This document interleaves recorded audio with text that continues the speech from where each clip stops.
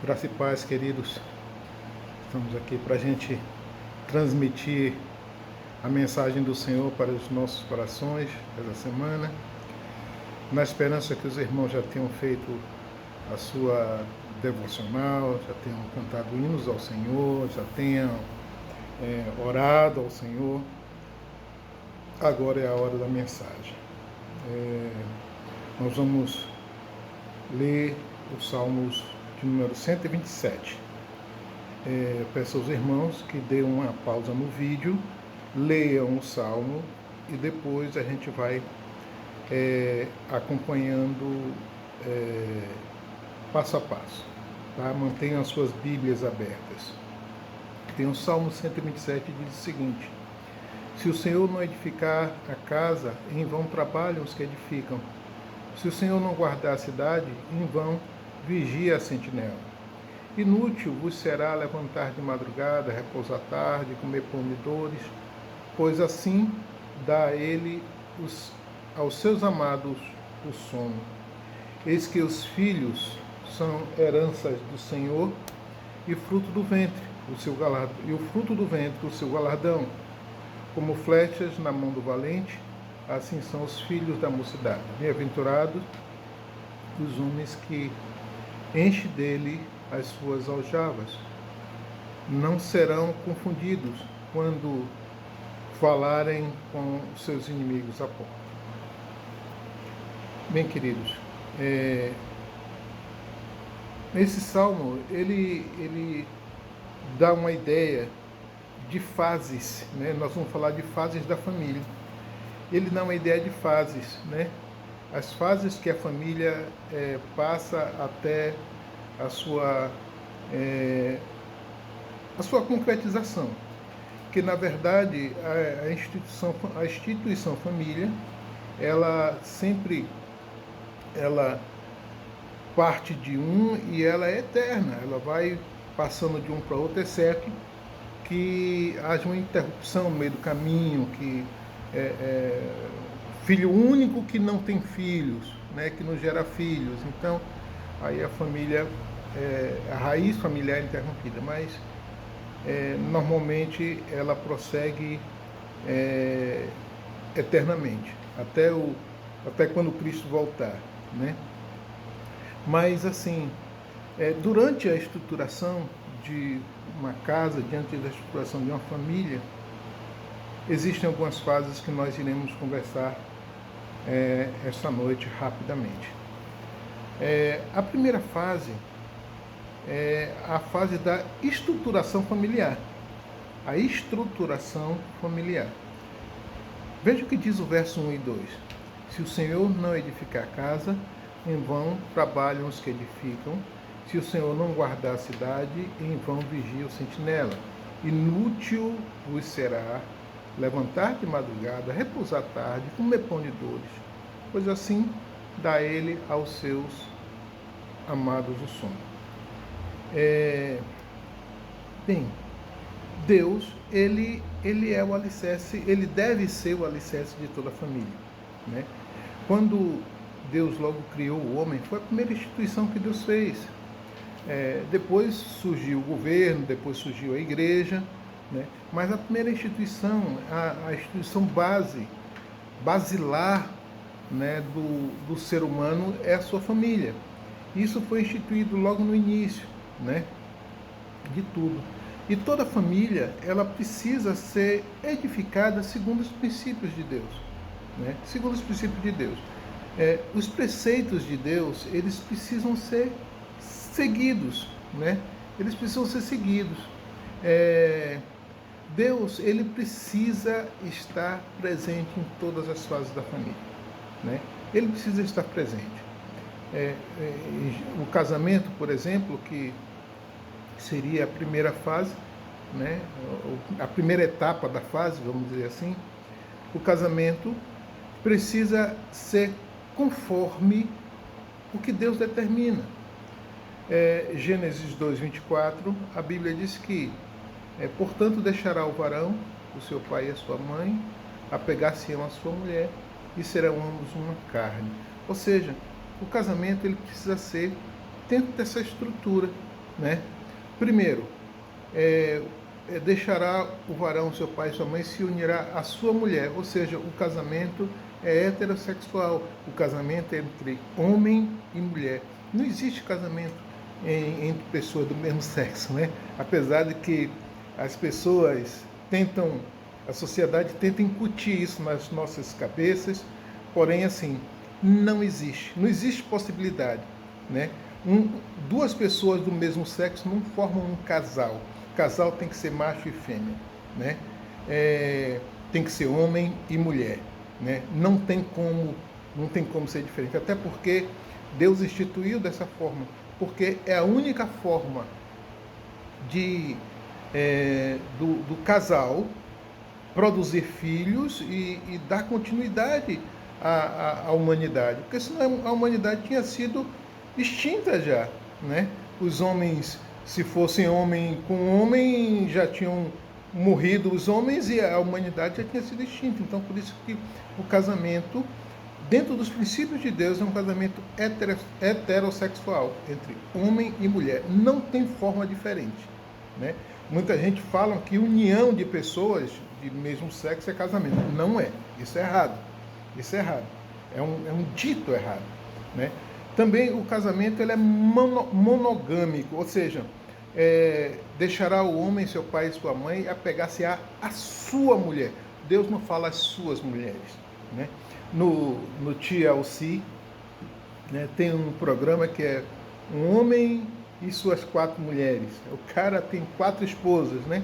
Aí o cara vive conflitos tremendos. E é um reality show que passa na televisão como se fosse uma coisa natural, né? Tem outro programa também no próprio TLC, que preparado para a nova esposa, né? Homens que têm 2, 3 esposas e tendo mais esposas, né? O casamento não é isso. O casamento é um casamento monogâmico, é entre o homem e a sua mulher, né? É a sua mulher. É algo que é entre 2 seres que vão construir uma nova família e são apenas 2 seres, um homem e uma mulher. E o terceiro aspecto, né, do princípio para o casamento é a fusão de um homem com uma mulher, que faz os dois uma só carne e uma só alma também, né? A alma no casamento, a alma dos dois é fundida, é unida. Eles dois formam uma só carne, é um ser humano só, único, né? É um ser único, os dois se completam, né? Os dois se completam. É interessante que eu já falei isso aqui muitas vezes, né? Mas vale a pena repetir que quando Deus fez Adão, Deus fez Adão completo. Fez Adão um ser completo, não faltava nada em Adão. Porém, em dado momento, Deus foi lá e tirou uma costela de Adão. Então, a partir daí, Adão passou a ser um ser incompleto. Ele tinha uma costela a menos. E com aquela costela, Deus construiu a mulher. Então, quando é que o homem, Adão, voltou a ser completo de novo? Quando ele se unia com Eva. Quando os dois se uniam, eles completavam ali. Adão, ele passou a ser completo de novo quando ele se unia com a sua esposa, quando ele estava com a sua esposa. E assim é igual a nós, né? Nós só seremos completos quando a gente tiver a nossa esposa, mas é a nossa esposa, não é qualquer coisa, não são outras esposas. Eu sempre procuro dizer, né, quando a gente está principalmente fazendo curso de casamento, preparação de casamento, de noivos e tal, eu sempre digo o seguinte: um grande homem, o verdadeiro homem, não é aquele que pega todas, não é aquele que namora com todas, não é aquele que tem várias mulheres, mas o verdadeiro homem é aquele que sabe amar a sua mulher, cuidar, amar, respeitar a sua mulher, tá? Bem, seguindo adiante nos preceitos do casamento, né? Os filhos também, que são frutos dessa união, eles devem ser ensinados também a respeito de Deus, né? Deuteronômio, no capítulo 6, a partir do verso 4, a palavra de Deus diz o seguinte: ouve Israel, o Senhor, nosso Deus, é o único Senhor. Amarás, pois, o Senhor, teu Deus, de todo o teu coração, de toda a tua alma e de todo o teu poder. Estas palavras que hoje te ordeno estarão no teu coração, e as intimarás a teus filhos, e delas falarás assentado em tua casa, andando pelo caminho, deitando-te, levantando-te. Também atarás por sinal na sua mão, e serão testeiras entre os olhos, e as escreverás nos umbrais da tua casa e nas tuas portas. Esse texto nos mostra o quanto é importante nós ensinarmos os nossos filhos uma coisa básica, que é ensinar os nossos filhos a amar a Deus. Mais do que ensinar português, matemática ou lições da vida, o mais importante é ensinar aos nossos filhos a ter um amor por Deus. A ter um amor por Deus, a dedicar o seu coração, a sua vida ao Senhor, né? Ensinar a amar. E esse ensino, querido, não é um ensino que deve ser transmitido só por palavras, mas mais ainda por exemplo. A sua vida precisa ser uma vida de dedicação ao Senhor, e os seus filhos precisam também olhar para você e se dedicarem ao Senhor, né? Isso também não é uma lição rápida. Não é uma coisa que você chega, senta com seu filho aqui e diz: olha, é assim, assim, assim, é tal, ame a Deus, e pronto, acabou. É algo que você tem que ir passando no dia a dia, todos os dias. Você dá um exemplo, todos os dias você ensinar, todos os dias você conversar com Deus, todos os dias você sentar com seu filho para orar com ele, estar com seus filhos para ler a Bíblia com ele, ensinar eles a ler a Bíblia, ensinar os preceitos de Deus, ensinar o que você já aprendeu sobre a palavra de Deus. Também em Provérbios, no capítulo 22, a palavra de Deus diz o seguinte: instrui o menino no caminho que deve andar. Até quando envelhecer, não se desviará dele. Ou seja, os nossos filhos, quando eles são ensinados pequenos, eles podem, em determinado tempo, ficarem rebeldes, se desviar, ir para o mundo e tal e tal. Se você ensinou ao seu filho a amar a Deus, desde pequenininho, ali, ele está ensinado, ele sabe o que é, ele pode ir para o mundo, ele pode ir para onde for. Um dia ele vai voltar. Isso é certeza. Um dia ele vai voltar. Um dia o próprio Deus, ele diz, a palavra de Deus diz assim que a palavra de Deus não volta vazia. Não volta vazia. E se você ensinou a palavra de Deus para o seu filho, ela não vai ser vazia no coração dele, não. Um dia vai florescer. Um dia esse menino, por mais rebelde que seja, por mais difícil que seja, um dia ele vai voltar e um dia ele vai se voltar ao Senhor. Mas o mais importante é a gente ensinar os preceitos de Deus aos nossos filhos, enquanto eles estão sob o nosso poder, sob a nossa orientação. Porque depois que eles saem do nosso poder, da nossa orientação, aí fica tudo muito mais difícil, né? Fica tudo mais difícil. Mas essa mensagem, ensinar que os nossos filhos precisam aprender a amar a Deus, isso é basilar, isso é básico na vida de qualquer cristão. Tá?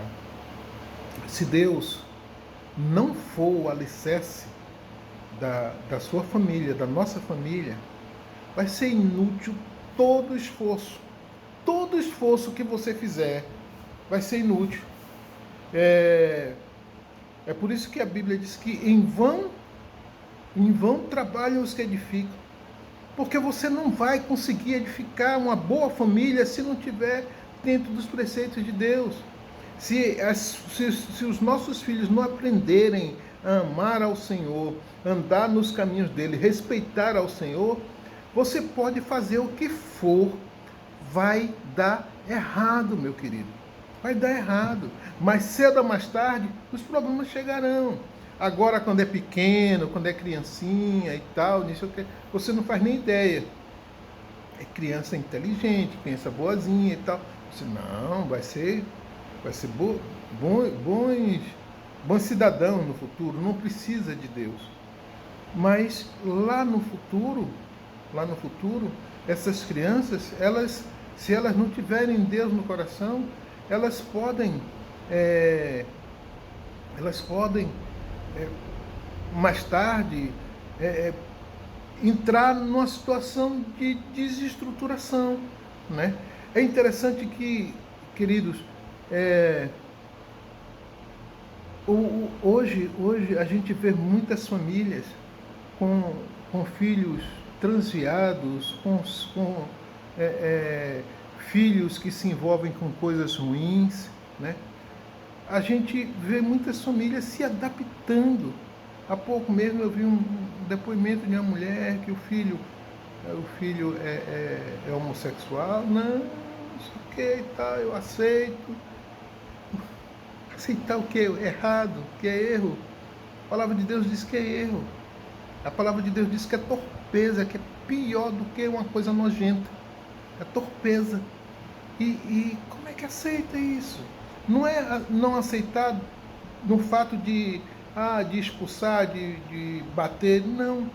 Mas é o fato de continuar lutando em oração, em todos os sentidos.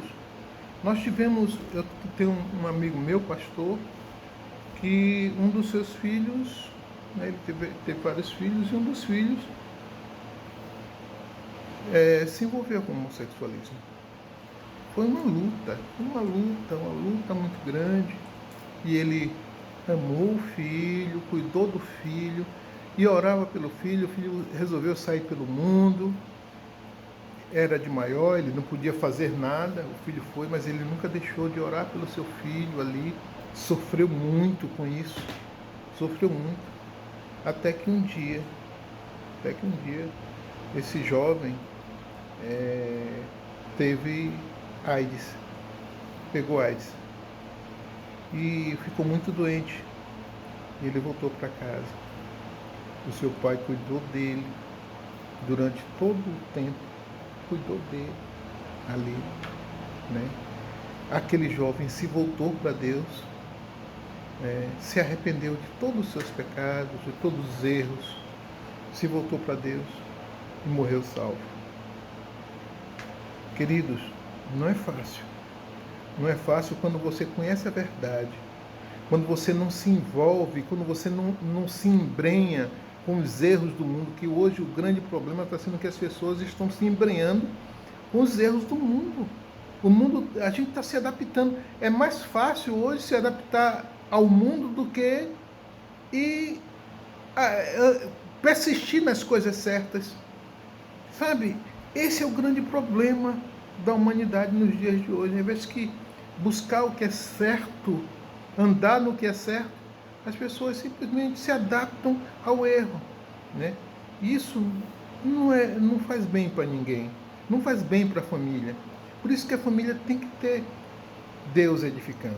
Se esse pastor, amigo nosso, não tivesse edificado o coração do filho dele, desde pequeno, ele jamais teria voltado. Ele jamais tinha entregue a vida dele para Cristo, se recomposto com Cristo e morrido salvo. Entendeu? Então, é isso que nós precisamos fazer. Ele pode ir para longe, pode ser o pior transviado que for, né? Mas ele vai voltar, e ele vai se voltar para Deus mais cedo ou mais tarde. Também tem as questões de traição, adultério também que batem forte, né, na família, os dramas familiares diversos hoje destroem os casamentos, destroem as famílias. Queridos, sentimento, muita gente, eu amo fulano, sentimento não segura um casamento na tempestade, mas Deus segura, né? Porque todo casamento vai passar por tempestade, todo casamento vai passar por momentos difíceis, vai passar por dificuldades tremendas. Mas se Deus não tiver, o casamento se desfacela. Tem gente que hoje, nos dias de hoje, preferem se divorciar, né? Uma vez que o divórcio está fácil, preferem divorciar do que resolver os seus próprios problemas, do que sentar e conversar, do que abrir mão das suas ditas convicções, né? Tem gente que tem essa questão, né? Mas uma outra coisa também, patrimônio não segura casamento, exceto debaixo de muito sofrimento. Tem gente que se submete a sofrimentos terríveis para manter um casamento. Outro dia eu estava vendo uma reportagem de uma mulher, que a mulher ela se submeteu a tortura do marido, o marido torturava, o marido batia, o marido não a valorizava, não a amava, mas ela se submetia por uma questão que ela era muito rica e o marido era muito rico e ela se submetia a isso, em função do dinheiro, até que chegou um dia que ela não aguentou mais, né? Então, geralmente, patrimônio não segura casamento, né? Não adianta você lutar por bens materiais, meu querido. A própria palavra diz, o verso 2 diz assim: inútil vai ser você levantar de madrugada, repousar à tarde, comer pão de doce, pois assim ele dá aos amados o sono. Ou seja, será inútil todo esforço que você fizer para você adquirir bens, se a sua família não tiver edificada no Senhor, não tiver solidificada no Senhor. Vai ser inútil. Depois disso também, as coisas que você vai usar o seu tempo acordando de madrugada, repousando tarde, comendo mal, comendo ruim, comendo pão de dores, como diz aqui o texto. Isso tudo, a palavra de Deus nos garante lá. Mateus 6,33 diz assim: buscai primeiro o reino de Deus e a sua justiça, e as demais coisas lhe serão acrescentadas. São coisas que vêm por acréscimo na nossa vida. Então não precisa fazer essas coisas, entendeu?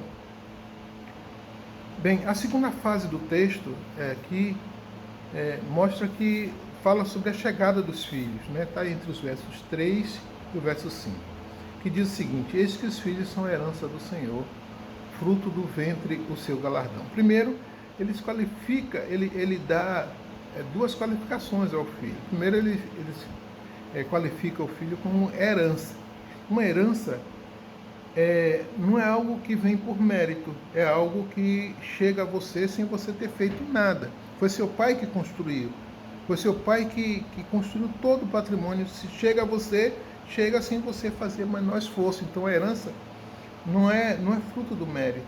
Uma herança também, ela não deve ser desperdiçada, ela tem que ser bem cuidada para que ela continue, para que ela passe para os seus, né, no futuro também, né?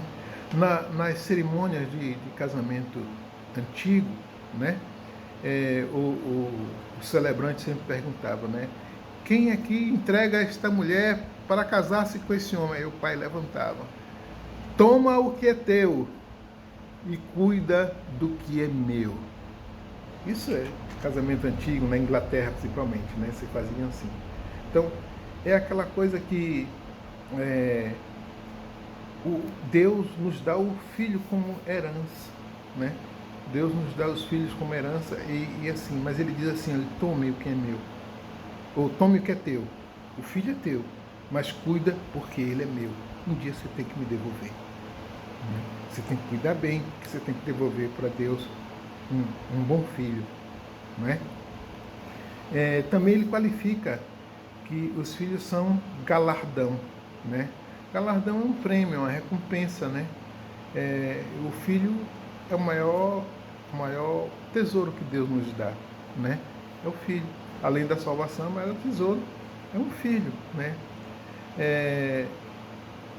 Nunca que as coisas devem ser mais do que as pessoas. Sempre os filhos devem estar acima de qualquer coisa, de qualquer patrimônio, de qualquer coisa que você construir. Depois ele diz que os filhos são como flecha na mão do valente, né? Bem, o que ele está querendo dizer com isso?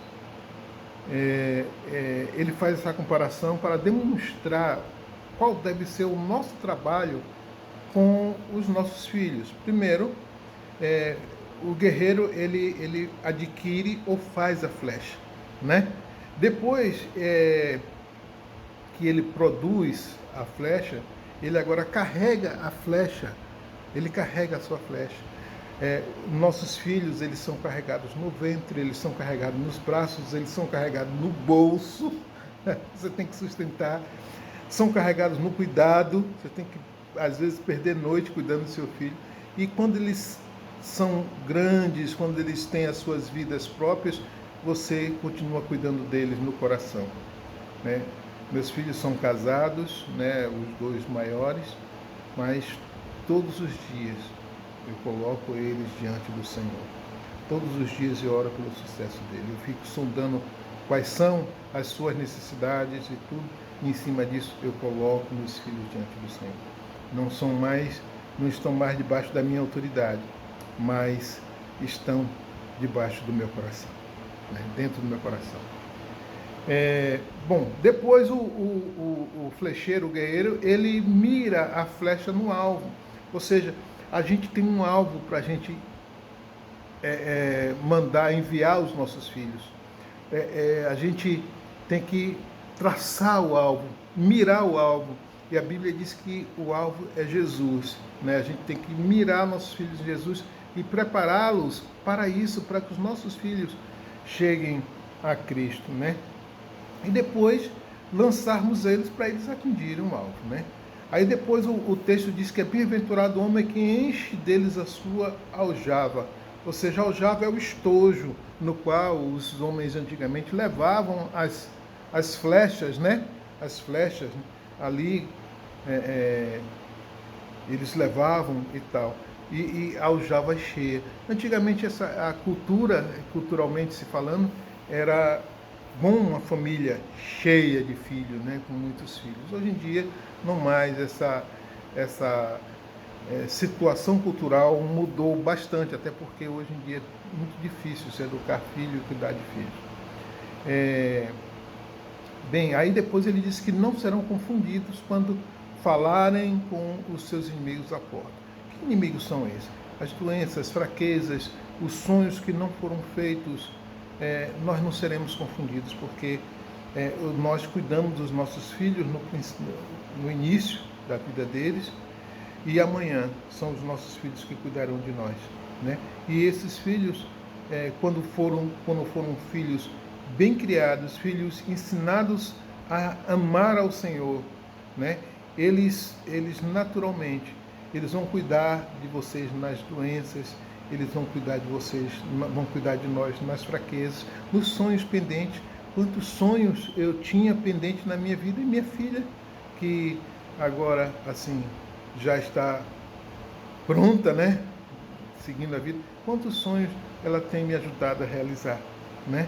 Então, assim, tanto eu quanto Cacilda, a gente tem realizado sonhos. O tratamento da Cacilda, quanto minha filha me ajudou, né? Quanto ajudou aí, se não fosse ela usada por Deus para me abençoar, nesse sentido, eu teria passado muita dificuldade, né, no tratamento da Cacilda.